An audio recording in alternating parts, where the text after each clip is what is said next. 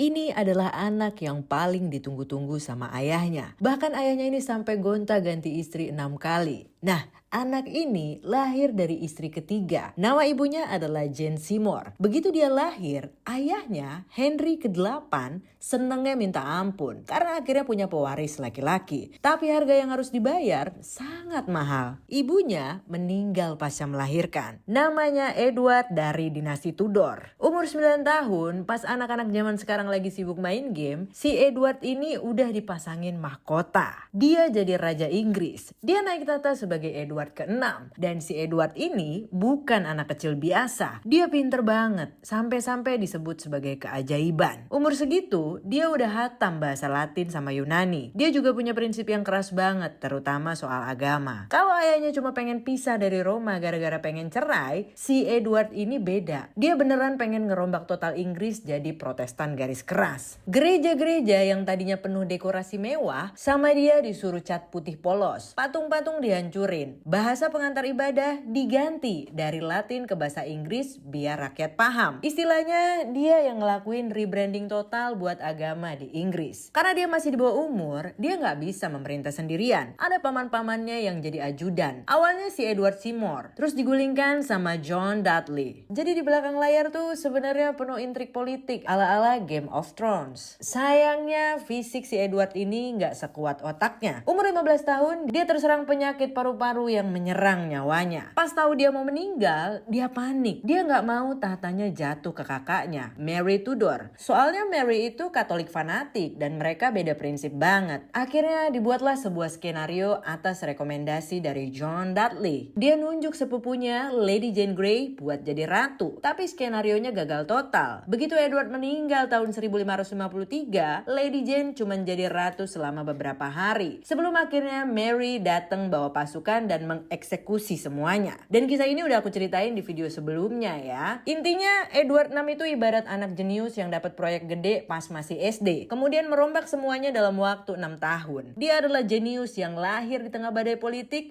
mencoba mengubah arah sejarah namun pergi sebelum sempat menikmati hasilnya.